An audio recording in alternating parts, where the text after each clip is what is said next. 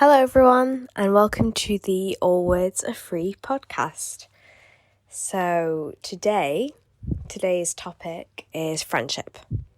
From your early friendships to your lifelong friendships to your potential friendships or never realised or pseudo friendships. We're going to cover it all, as well as talking a little bit about loneliness. So the quote that has inspired today's episode is from an academic paper that I found via a Substack article. I think this is one of the things I like so much about Substack is that virtually, everything you read, it's going to have references to something else. And I think it's nice that gives you the opportunity to read further into a particular topic or go down little rabbit holes of investigation per se. You have that choice to, if you're really into a particular topic, then something you liked, you can then click on what that recommends and just keep reading. But yes, the quote is, "We are too mobile, too specialised and narrow in our professional interests to cultivate enduring relationships." Before we begin, today's outfit of the day. So I'm wearing currently, so the weather's been quite hot recently, which has been nice. We're getting into August and finally the British weather has decided to go sunny again, which is nice. The sunny weather does really lift my spirit, which is always really, really lovely. And that's one reason why I like it when it's sunny. But I guess my favourite weather is like sunny but slightly cool, like a crisp autumn morning. Or just where you can comfortably wear a jacket or not wear a jacket. You can sort of make the choice. Fashion-wise, that's very significant. So today I'm wearing a crochet dress, floor length, with no sleeves. And it's really, really lovely, really comfy, and it's also quite sleek. It's one of those easy garments where you put it on and you can really make it quite like a bit of a thing, or you could take it very casual, but it's a beautiful dress. I just wear with white sneakers and then my jewellery and we're happy. And it's a really lovely dress. And you can also layer it as well. So if it's a bit colder, you could wear, or what I tend to do is wear a turtleneck and then that over the top. And so it's like a multi-seasonal garment. So that's always great when I'm thinking in clothes, if you can use it in multiple ways, be that layering or be that just use it in multiple ways all throughout the year, be that layering or just wearing with different outfits like shorts and jeans, not at the same time. So to begin, I want to start with maybe a bit more of a positive angle. The quote is quite dreary to a certain extent, or perhaps pessimistic is a better word. But we're going to start by talking about making new friends. So making friends can always feel like quite a difficult task. It seems that everyone around you has friends and you're worried about not making connections with people. And it's funny how once you have made those friends, it feels like an easy thing. Perhaps this isn't the case for all. But I read an interesting Substack article recently, which is linked below. And they speak about unpeeling the layers of new friends, or new people you meet, indeed. Whether it's new work colleagues or new classmates or anyone you come across, family members you haven't seen in a while, or you can start again every time you meet someone new. You can go through that exploration of finding out who somebody is. You can almost see if your original interpretation, because everyone has a first impression of when they first meet someone, whether they were right. It's really interesting to, think about when you first met somebody and then how you are now. And I think this writer was right in the way that you do unpeel the layers, and it's over perhaps even a long time of knowing someone that you finally get to the core of them or knowing the most about them. Or perhaps one never does. Because there's the self in personhood and then your friend self, perhaps. Perhaps we don't talk to ourselves or treat ourselves in the way that we treat our friends necessarily. And perhaps people do different things when they're in company. Perhaps this is just me thinking about it too much, and perhaps I just act differently. I don't know. But over time I found it difficult to be totally myself, maybe. I feel like perhaps there is a safety in just having you, yourself, and you, because you know yourself because you are yourself, if that makes sense. Whereas you have to prove who you are to other people or show them who you are. I don't know, this is me. But it is nice to meet new people. And I do love meeting new people and getting to know people, and it's interesting, like I say, to sort of chip away at them over time. And some people are very open, as Bo says in their article, which is linked below. I'm a self-proclaimed open book. It's that idea of some people are a lot more open. I like to think that I'm quite open in how I speak to people on particular matters. However, open in the more general extent, perhaps not. I'm not open in the way I will talk to anyone. I will talk to a lot of people. And some people, it takes a little bit longer to get to know them. Maybe it's a defense mechanism, or maybe they're generally just a bit quieter or shyer or anything, really. And some people, it could take a lot longer. You know, I've had friends where I've been good friends with them for a while, and it's only after a bit that you find out particular things, you get to know them better. It's like they say, you don't fully know someone until you've lived with them, that concept. And I know it's more applies to relationships and friendships, but it's a similar thing. And when you see people in different environments, you learn more about them. So it's interesting, perhaps you have your work friends, your home friends, your uni friends, your known them for ages friends, and your newer friends, and it's all completely different dynamics. And it's just very interesting, and how we get to know people perhaps shapes who they become in our lives, or their standing, their label per se. Okay, so next we're going to touch on everybody's favourite thing, parasocial relationships.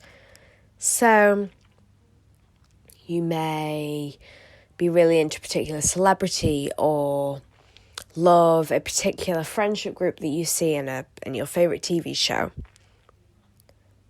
Parasocial relationships are relationships we form in our minds. They're relationships we perhaps desire to have or wish to have or have had. And we can have parasocial relationships with real people or with characters. So one may imagine themselves in a scenario where they're going out in the evening with their favourite singer, their favourite actor, or it may be you imagine yourself being friends with your favourite book character.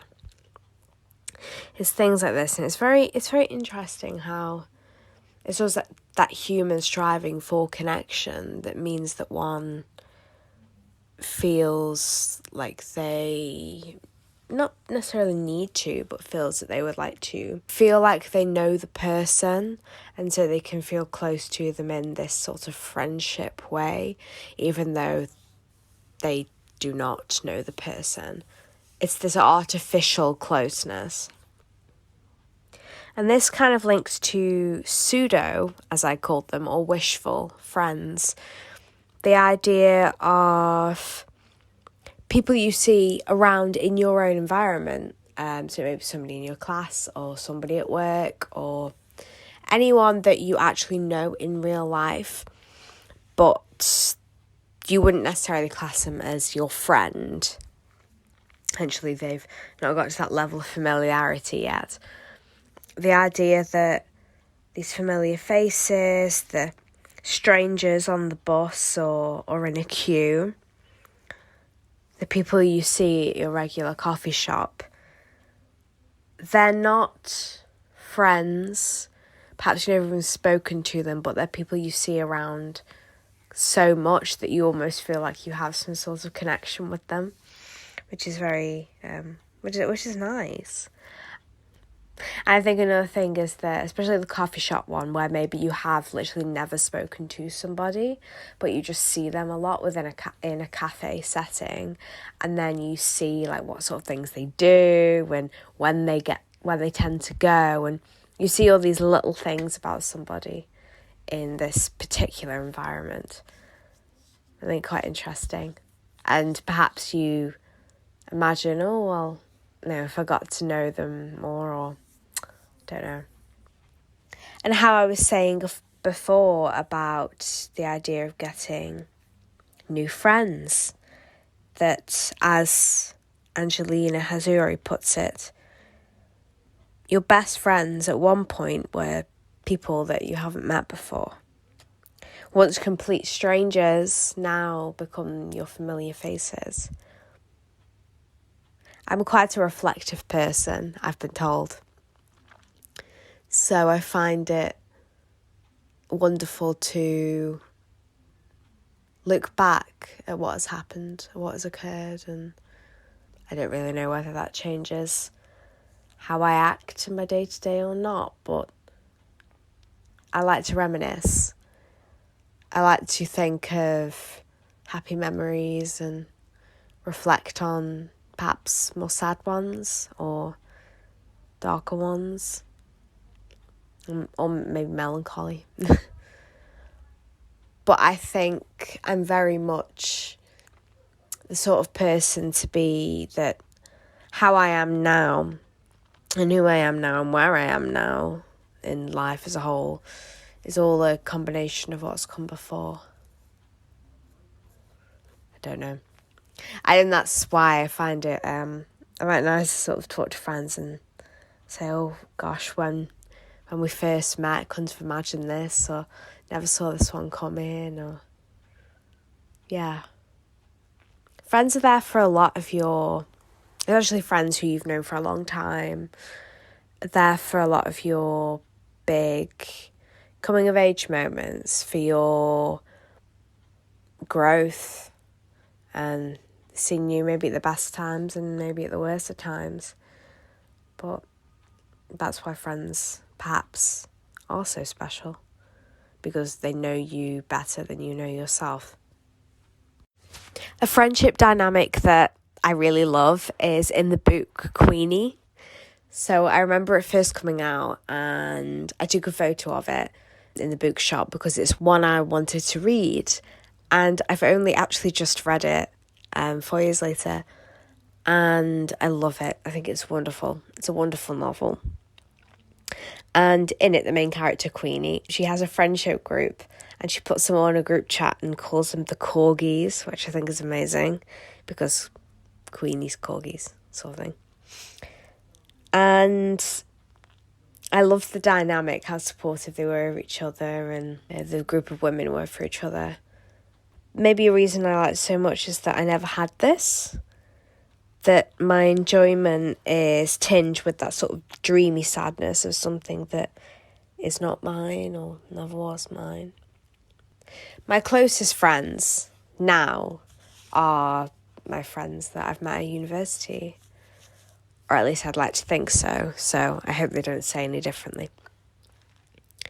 But I think that's partially because I'm more sure of myself now.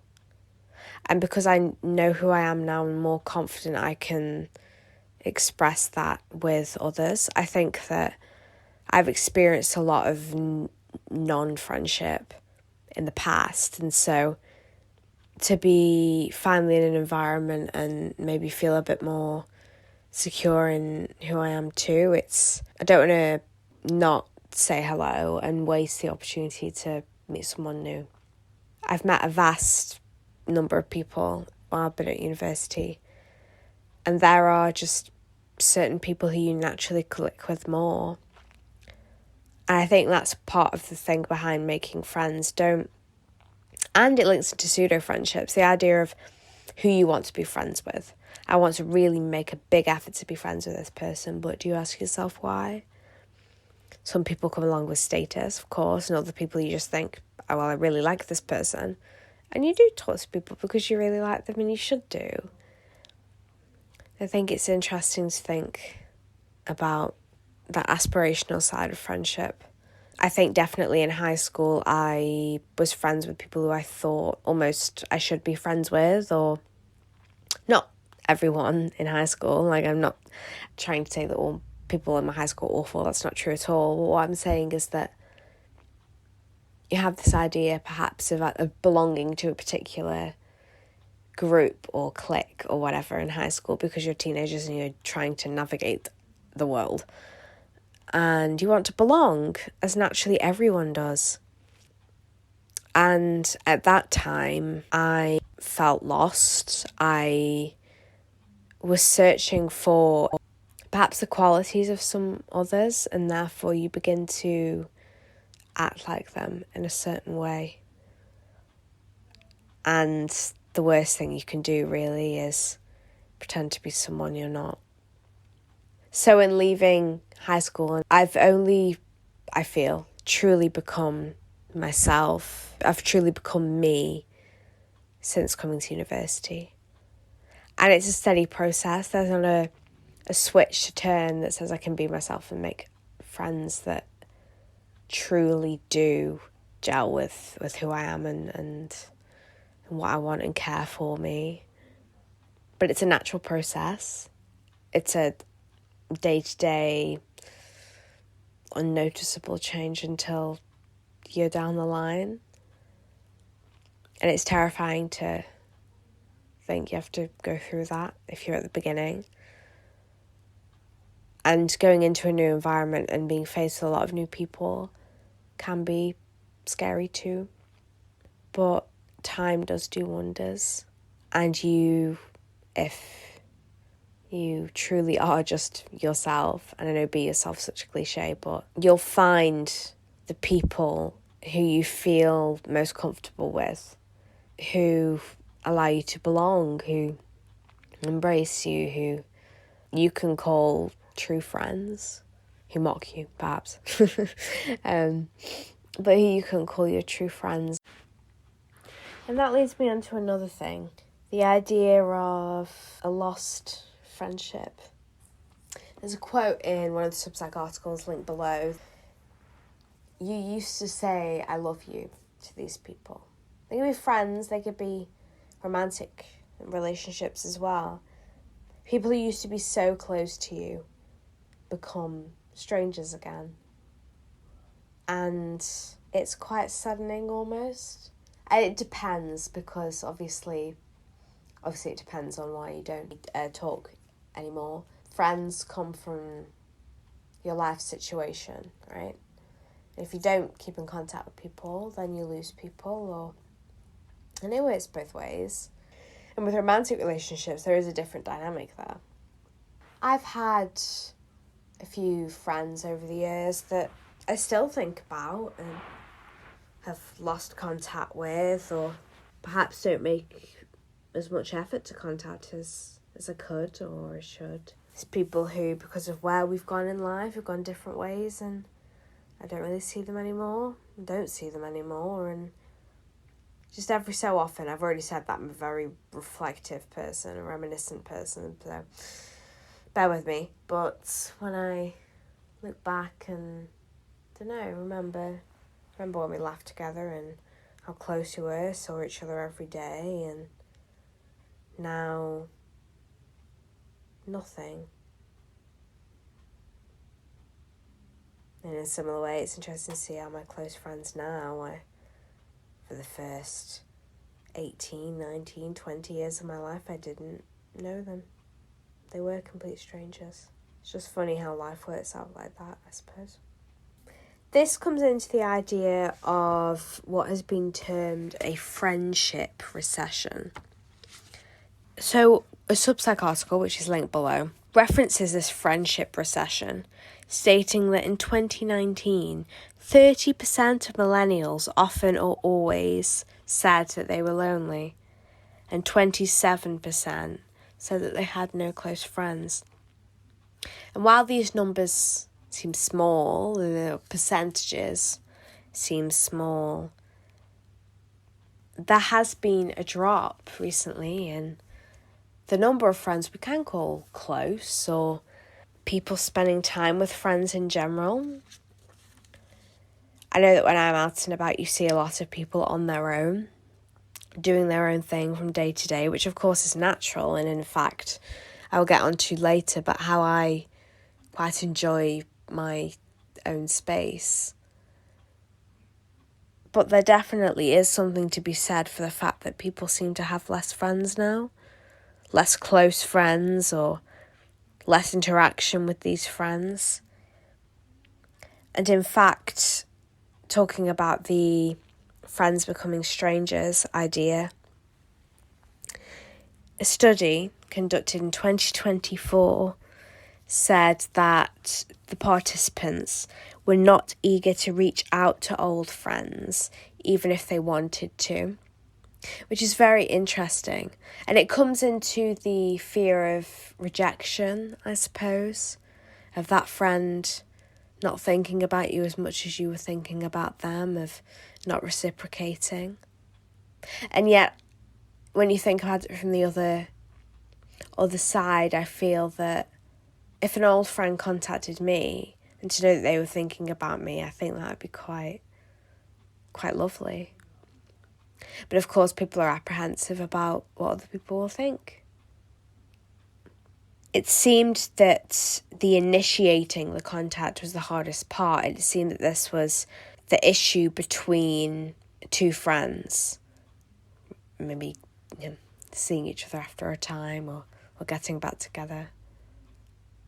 When the researchers asked participants why, what was the reason for why they were hesitating to contact, they said that friends feel like strangers after time has passed. And there you go. You're having to build it up from scratch again, right? You're starting again. You're going from step one and unpeeling all those layers of a person again. You're having to step through that process, and maybe it's not an effort thing, but it's especially the longer that passes, you feel you don't really know that person anymore. And perhaps the fondness that you feel for them is a fondness for who they were when you knew them. And perhaps there's a worry that they've changed too much, which may affect your memories in a sense. If you have very positive memories of somebody and then they've changed quite completely, it's jarring. There was another interesting quote that went, "People undervalue social activities and actions." And yes, to cultivate a friendship, it doesn't necessarily have to be you just sitting and talking for a while. A key part of friendship is to be involved in social activities, to go and play tennis at the weekend, to go to a bar or a pub, to go on walks, to chat about your favourite TV show or anything like that. Chatting comes under the umbrella of other things you can do with friends. And by enjoying yourselves together, that automatically fortifies a friendship without maybe the stress and perhaps the feeling of being exposed when you're discussing things. Communication is obviously very important in friendship. But perhaps to maintain friendships or cultivate friendships, it's social activities serve as keystone moments or times when you know you're going to be getting back together almost, especially with friends that you don't wish to become strangers. Not all is lost, by the way. They also found that simply practicing the task of contacting people you hadn't seen in a long time, that was enough to get people to contact people more frequently and see old friends. I do think about it sometimes, to be honest, but everyone's lives are so busy, and I think sometimes it's you'd rather just see people, like you see them when you see them, or You text like your few close friends and that's enough. You don't have time, almost, which is awful, but you don't have time for talking to getting back in touch with people. It's an extra thing on your plate. And I think this refers back to the quote I used at the beginning. The idea that our professions, our jobs, our other goals, and then our families as well. Relationships that are built into your lifestyle almost. Your hobbies, your individual hobbies, everyone's need almost. There's such a need in society to do everything, to be able to do everything and to strive for your best in everything, and it's quite suffocating. It's suffocating to be told from all angles that you should be the best always, presenting your best, and yet it's quite false. It's a quite false image and nobody can do that, but it's all anyone shows to each other, and so it's a bit of a vicious cycle. But by having this narrowed focus on your own improvement, almost personal improvement, while important to invest in your own things, there's a guilt, or at least I feel the guilt for not doing enough, not working all the time, or not doing something productive, which links to my own article, link below. It makes you feel guilt for stepping away from that, for spending time with friends, which is essential for anyone's health and also enjoyment. I love spending time with my friends. And it's terrible that one should have to feel guilt for any essence of relaxation. Perhaps the acceleration has gone off on that slightly. Recently, I think it's good that we've become more aware of why we should look after ourselves, truly. But work culture is work culture. And it's quite terrible to see that in certain culture it's the foundation of what a human life should be. And yet, besides all that, there is a certain status connected to having friends, especially in more social environments, and it seems to be quite the thing as you're growing up as well. The more friends you have, the clearly more likeable you are, and so the higher up on the ladder you go. Perhaps there is some truth to the fact that nice people will have a lot of friends, but that's not necessarily the case. The idea that status is connected to having a lot of people who perhaps show that they like you. So friendships will change, they'll shift.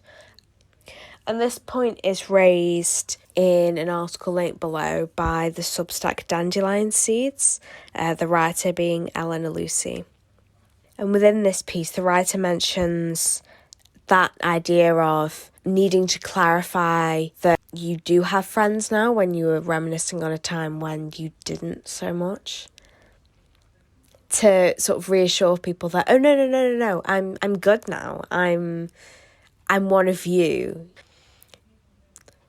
It's interesting, that need to assert yourself, to make sure that people get the right image of you. It's all appearances. Eleanor also reflects on the book The Lonely City. I haven't read it myself yet, but it is very much on my list. It's coming up soon. And I can't wait to read it. I picked it up perhaps in a time when I was feeling a bit lonely. I've definitely had gross feelings of loneliness as I've grown up. I think my biggest feeling of loneliness was probably when I was at my lowest, per se. And sadness is such a fluctuating thing. Loneliness is such a fluctuating thing as well. I feel that I've had moments where I felt very isolated and had days where I just want to be on my own too. It's tricky. I find staying on my own quite difficult. I like to bump into people or see people out and be like, oh, it's lovely. Or if I'm not directly speaking to anyone, then I'm going out and I'm in a cafe. I always like to be out, so around people in a lively sort of situation. But I do value my alone time as well. And in this way, because I am quite a lone person in the way that I enjoy having quite a lot of time to myself, even though I feel that I'm quite social. So in a social situation, I would love to talk to a lot of people, and I'm the sort of person who will talk to strangers in a queue and things like this. I get to know the baristas in my favourite coffee shop, and I'm very happy to chat to people. I've been told I'm quite personable, which is nice. And I really do value my friends, my family, and everyone I sort of crossed paths with. That I'm afraid of losing people. Definitely. I'm not a massive texter. I'd rather see people in real life, which kind of makes it a bit difficult. And I think sometimes I don't want to take people for granted and just think that they're always going to be there if I need time to myself. But when I take time to myself, sometimes I feel guilty for not speaking with people or going out or spending time with anyone because I'm afraid that I'm going to lose them. I guess it is a kind of FOMO. It's almost FOMO if you really try and think about it. But yes, I'm afraid of losing the people I have now, friends-wise, and I think that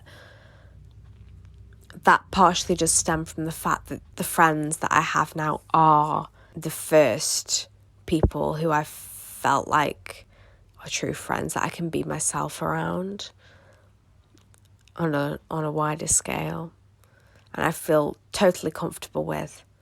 And I think that does coincide with also being more comfortable or more settled in myself too. I feel more secure in myself, and in that way I can make friends more naturally perhaps, or just speak to people more naturally. But yes, it's interesting, this fear, because you don't want to be the first person to message the other, or even if you're thinking about them. I think I almost have this fear of saying something wrong and then losing the person. If I say something wrong, if I seem a particular way, then I'll lose them. If I don't message somebody, then I can just be in my own little bubble and not have to worry about it. And yet then I'll feel sad in listening to a song when it reminds me of a particular group or day or, something we did. I don't want to fall away, but I also don't want to cause my own fall. Which is why I like bumping into people, because it's just easy and you have no choice and you can just vibe. You can just be yourself and then talk to somebody. Whereas I feel like over text, I'm revising the text message for the fifth time. Right, is this okay? I just have to say to myself, Lily, just hit send. Just hit send and you're done. And it varies from day to day. Some days you're thinking, gosh, I really don't want to speak to anyone today. And then other days you're thinking, I'm going to text absolutely everyone I know. And you have to take those days to your advantage. And then the next day they reply, they don't reply for the rest of the day. And you're like, oh, well, I did it. And the next day they reply, and you're like, oh God, I don't want to speak to... Oh, it's too much. It's like, I don't... I bet I sound like such a wonderful person to know. I bet anyone listening would be excited to be my friend, having now learnt that... having now learned all the little things behind why I don't text. No. I'm sure all my friends listening would have taken this in the best way possible. Not that I've said anything awful, just that, I don't know, yeah. Sometimes you want to stay connected to people and speak to people and be perhaps as social as they are as well with others. And sometimes you feel that, and Eleanor, Dandelion Seeds, touches on this, saying that you want to put in the time and the effort and you wish you were like the people who were so social and they text all the time and see each other a lot, and you really wish you were. You feel that in how you spend a lot of time with yourself per se, you lose connections and you don't foster new ones, and you pull yourself away from people. And you feel like there's something wrong, that why should you spend so much time on your own? It's not right, and it feels conflicted when some people do just like to be on their own a lot. It's important to not close people off. It's difficult to get that balance, I completely understand. Sometimes I feel like I shut myself off so much that people just won't try anymore. And I'd like to be more social, but a lot of the time I just find it quite overwhelming sometimes, because I think there is almost a stress of being the true me. I always had a thing in high school where I was like, am I being my true self? I don't know why. Perhaps it was a perfectionist tendency to be perfect at being me. I tend to require social respite at frequent points. I love my friends. I really do. I just hope that I do enough to keep them. And on that cheerful note, so, yeah, thank you all for listening. I realised that last week's episode was like so long that this week's episode I'm hoping to trim down a little bit. I travelled back home yesterday from uni. We had the drive back yesterday, so I'm very sleepy. But I really wanted to get this podcast in because I know that, like, I don't want to leave it another week. I had a week off and I just kind of want to keep it going, keep it rolling. We'll see where we go. But yeah, so I apologise if I'm a little all over the shop. I just feel like words were really failing me. I probably repeated myself too many times. But thank you all so much for listening. Take care and let's keep talking.